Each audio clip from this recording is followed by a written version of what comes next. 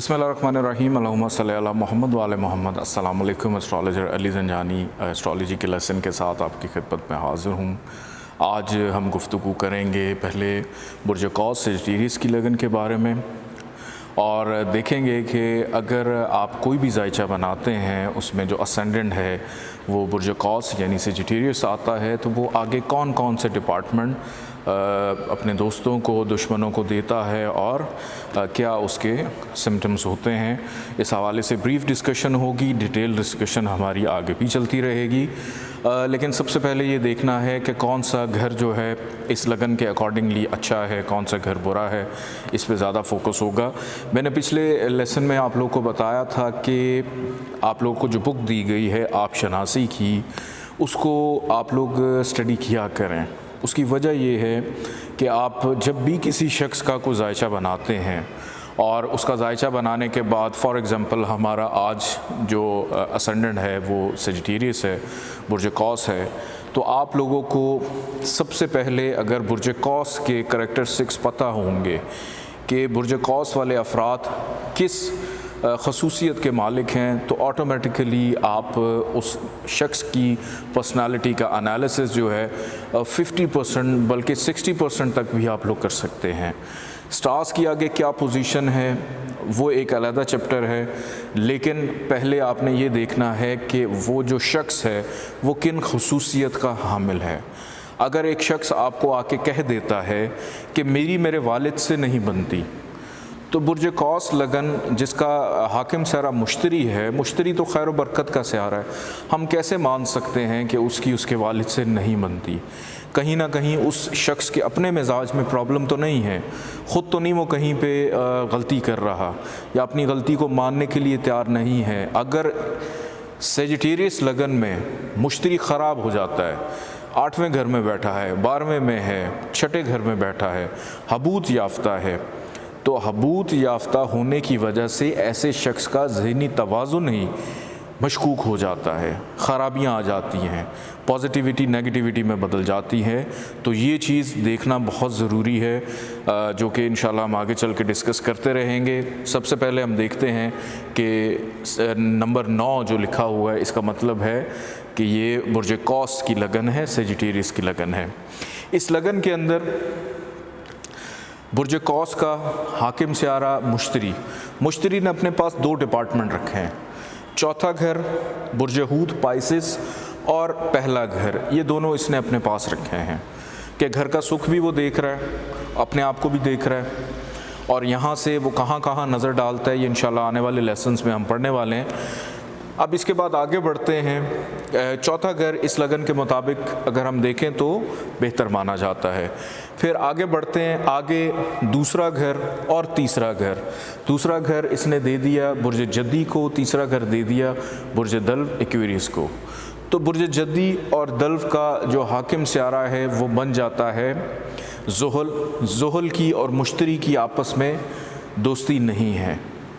कोई शख्स आपके पास आ जाए और कहे कि जी मुझे पैसे नहीं आ रहे, और आप उसको ज़ुहल को स्ट्रॉन्ग करने के लिए नीलम पहना दें, तो वो बंदे की मईशत मजबूत नहीं होगी, बंदा मजबूत हो जाएगा। उसकी वजह ये है कि ज़ुहल इस लगन में ख़राब है, तीसरे घर को भी देख रहा है, उस बंदे को ज़रूरत से ज़्यादा मेहनत करवा देगा, उसके छोटे बहन भाइयों के साथ ताल्लुकात ख़राब करने शुरू कर देगा। तो इस लगन में दूसरा और तीसरा घर ख़राब माना जाता है। अब आगे बढ़ते हैं, 5वां घर और 12वां घर।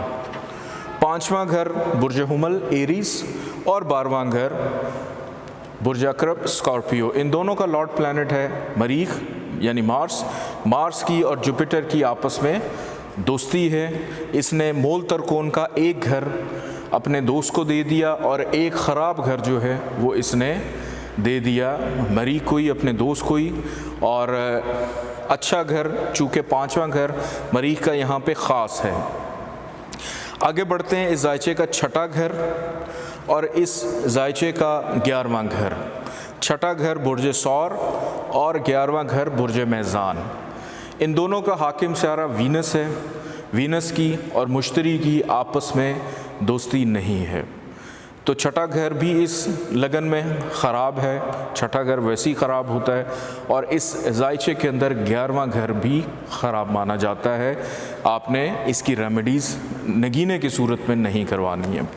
اب آگے بڑھتے ہیں اس ذائچے کا 7واں گھر اور اس ذائچے کا 10واں گھر۔ 7واں گھر اس نے دے دیا برج جوزا کو، 10واں گھر اس نے دے دیا برج سملا کو، یعنی جمنائے اور ورگو جو ہے اس نے اپنے دوست کو دے دیے۔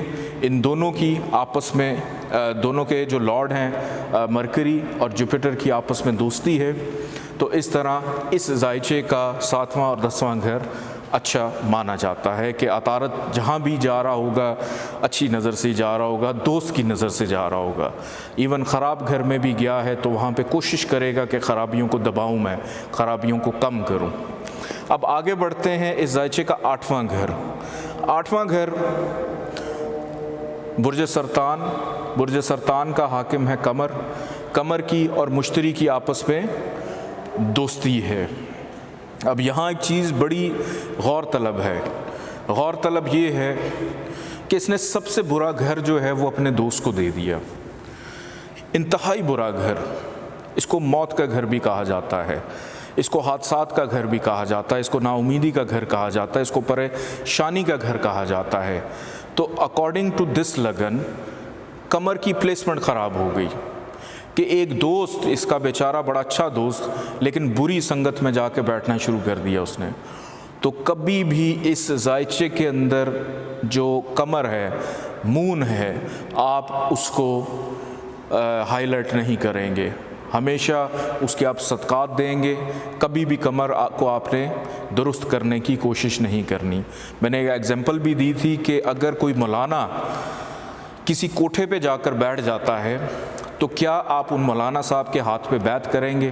تو قمر کی حالت اس وقت وہی ہو چکی ہے کہ یہ اچھا ہونے کے باوجود خراب جگہ پہ جا کے بیٹھ گیا، خرابی دینی شروع کر دی۔ تو اس کو، اس کی دوستی کا اس طرح سے ہم فائدہ نہیں اٹھا سکیں گے۔ بلکہ ایک چیز اور میں آپ کو ٹپ دے دیتا ہوں کہ چاند کی پہلی تاریخ سے لے کے 14 تاریخ تک جیسے جیسے چاند بڑھتا چلا جائے گا، اس کو 8ویں گھر سے ریلیٹڈ جو پرابلمز ہیں وہ بھی دیتا چلا جائے گا۔ جیسے جیسے چاند طاقتور ہوتا چلا جائے گا، اپنی ویوز ڈالے گا، اتنا زیادہ اس شخص کو خراب کرے گا، اور جیسے جیسے چاند کم ہونا شروع ہو جائے گا تو اپنی خرابیوں میں بھی تھوڑی سی کمی لے کر آئے گا۔ اب آگے بڑھتے ہیں اس ذائچے کا 9واں گھر۔ 9واں گھر اس نے دے دیا برج اسد کو، یعنی لیو کو۔ لیو کا لارڈ پلانٹ ہے شمس، شمس کی اور مشتری کی آپس میں دوستی ہے۔ تو اس اعتبار سے اس ذائچے کا جو سب سے اچھا گھر ہے وہ 9واں گھر بن گیا، اور شمس اس ذائچے میں جہاں جہاں بھی ٹریول کرے گا ماں سوائے 6، 8، 12 کے اس کو اچھے پھل ہی دے گا۔ اور اس کے علاوہ جو خراب گھر بنے تھے جیسے تیسرا ہے، دوسرا ہے، وہاں پہ جا کے بھی کوشش کرے گا کہ اس گھر کو کنٹرول کرے، بہتر کرنے کی کوشش کرے۔ کس طرح سے کرے گا، ڈگری وائز اس کی کیپیبلٹی کیا ہوگی، یہ آگے چل کے انشاءاللہ ہم لوگ مزید اس کو دیکھیں گے۔ آپ لوگوں نے بس ایک چیز کا خیال رکھنا ہے کہ کوشش کیا کریں کہ جب بھی کسی کا ذائچہ بنائیں، اس کی جو بھی لگن ہے آپ کو اس لگن کے بارے میں پتہ ہونا چاہیے کہ اگر قوس کی لگن ہے تو قوس والا شخص کن خصوصیات کا مالک ہوتا ہے۔ اپنا ذائچہ بھی کھول کے آپ دیکھ سکتے ہیں کہ آپ کس اسینڈنٹ کے مالک ہیں۔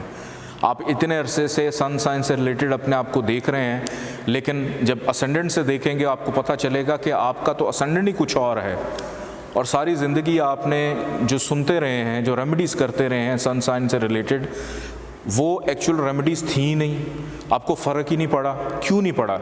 وجہ یہ ہے کہ آپ جس خصوصیت کے مالک ہوتے ہیں وہ آپ کا اسینڈنٹ اور لگن ہوتی ہے۔